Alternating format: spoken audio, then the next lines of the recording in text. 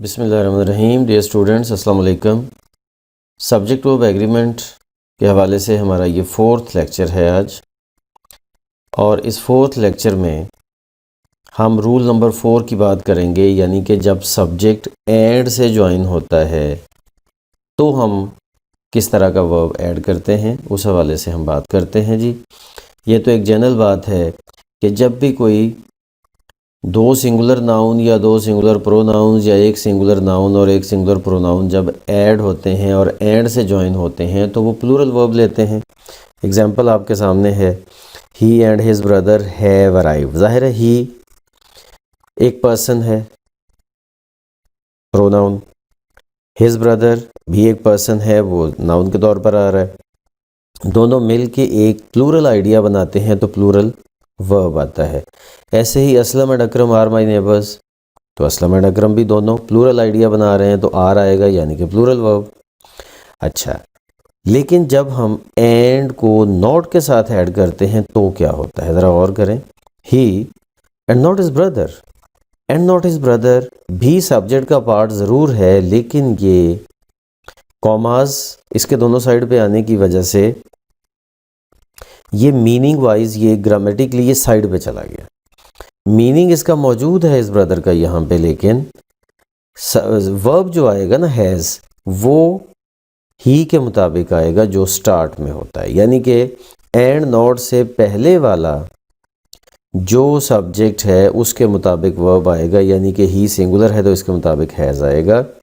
ऐसे ही only boys and not the girls are guilty, तो ओनली बॉयज़, एंड नॉट से पहले ओनली बॉयज़ है तो बॉयज़ के मुताबिक वर्ब आएगा जो कि आर है, और वो प्लूरल है क्योंकि बॉयज़ प्लूरल है तो ये वर्ब भी प्लूरल होगा।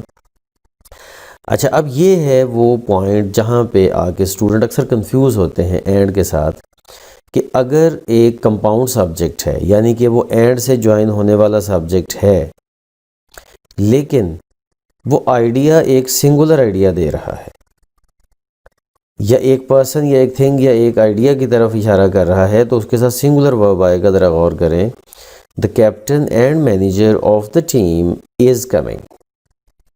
द कैप्टन एंड मैनेजर, इसका मतलब ये हुआ कि कैप्टन और मैनेजर दोनों पोजीशंस एक ही बंदे के पास है, तो आइडिया वन पर्सन का बनता है, इसलिए इज आएगा सिंगुलर। अब हमें कैसे पता चला, हमें कैसे पता चला कि ये कैप्टन और मैनेजर जो है वो दोनों एक ही बंदे के पास पोजीशंस हैं? तो हमें इस तरह से पता चला कि द सिर्फ कैप्टन के साथ है। एक ही द जब इन दोनों पोजीशंस के नेम को होल्ड करेगा और ये दोनों एक ही डिटर्मिनर के अंडर आएंगे, यानी कि द के अंडर, तो ये सिंगुलर ही समझे जाएंगे। प्लूरल ये उस वक्त बनेगा जब मैनेजर के साथ अलग से द लगेगा, यानी कि अगर हो ना the captain and the manager of the team, तो फिर आर कमिंग आएगा क्योंकि वो दो लोग हो जाएंगे। मैनेजर के साथ द अलग लगने से इतनी बड़ी चेंज आ जाएगी। ये जो मैंने अभी आपको मेंशन कर दिया, the captain and the manager of the team are coming, ये टू पर्सन्स हो जाएंगे। ऐसे ही bread and butter is his favourite food. अब ब्रेड एंड बटर का मतलब मिला के, ब्रेड भी और बटर की भी मिला के जो एक मील बनता है वो एक सिंगल आइडिया देता है, इसलिए वो उसकी फेवरेट फूड है, तो उसको हम सिंगुलर वर्ब के साथ लिखेंगे, प्लूरल वर्ब नहीं आएगा इसमें, कि हालांकि एंड से ज्वाइन हो रहे हैं लेकिन आइडिया सिंगुलर बन रहा है ना। ऐसे ही early to bed and early to rise, ये एक कंप्लीट आइडिया बनता है, early to bed and early to rise, तो इसके साथ भी सिंगुलर वर्ब आएगा, makes a man healthy wealthy and wise. ठीक है, बिल्कुल इसी तरह से my friend and adviser is coming, my friend and adviser is coming, क्योंकि फ्रेंड और एडवाइज़र एक ही बंदा है। ठीक है। अच्छा, अब इस पॉइंट में हमने ये समझने की कोशिश की कि एंड आने के बावजूद भी ज़रूरी नहीं है कि वर्ब प्लूरल आए। ठीक है, अब इसके साथ ही कोई एडिशनल आइडिया अब ये है कि कुछ ऐसे वर्ड्स हैं जो एंड का मीनिंग तो देते हैं लेकिन ग्रामेटिकली एंड के बराबर नहीं करते सब्जेक्ट को। अब जैसा कि एज वेल एज आपके सामने है, my friend as well as his brother has accepted my invitation, तो ये जो as well as his brother है ना, as well as his brother, ये मीनिंग तो ऐड कर रहा है कि मेरा फ्रेंड और उसका भाई, मेरा दोस्त और उसका भाई, मीनिंग ऐड कर रहा है, और का मीनिंग दे रहा है उर्दू में जैसे और होता है। लेकिन ये as well as his brother, एक तो दोनों साइड पे कॉमा आएगा, और दूसरी बात ये है कि ये एक तरह से डिपेंडेंट हो जाएगा अपने से पहले वाले सब्जेक्ट के ऊपर जो कि फ्रेंड है। तो फ्रेंड ही असल में वो वर्ड है जिसकी बेस पे वर्ब आएगा और वो हैज़ है। ठीक है, फ्रेंड्स सिंगुलर है, इस वजह से ये हैज़ आएगा।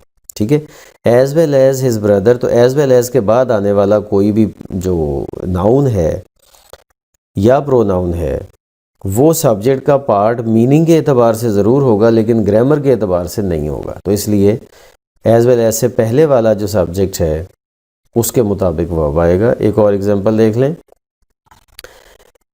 ही लाइक हिज ब्रदर्स, ये भी ऐसे ही है। इसकी और बहुत सारी एग्जांपल्स ये आपके सामने हैं, as well as, together with, along with, including, like, no less than, in addition to, accompanied by. ये सब तकरीबन एंड का मीनिंग देंगे लेकिन ये एंड के बराबर नहीं कर देंगे ग्रामेटिकली सेंटेंस को, मीनिंग ज़रूर एंड का दे देंगे।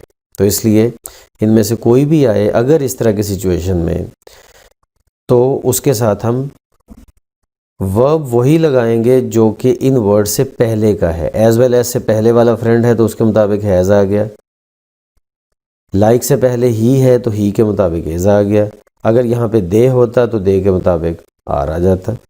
ठीक है, तो my friend as well as his brother has accepted my invitation, he like his brothers is a good sportsman. अब ब्रदर्स आने के बावजूद भी यहाँ पे सिंगुलर वर्ब भी आएगा क्योंकि लाइक से पहले वाला वर्ब जो है वो ही है और वो सिंगुलर है।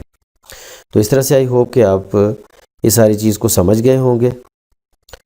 एंड वाला जो आइडिया है इसमें बहुत ही इंपॉर्टेंट आइडिया है और अक्सर स्टूडेंट इसमें कंफ्यूज होते हैं। That's it for today. अल्लाह हाफिज़।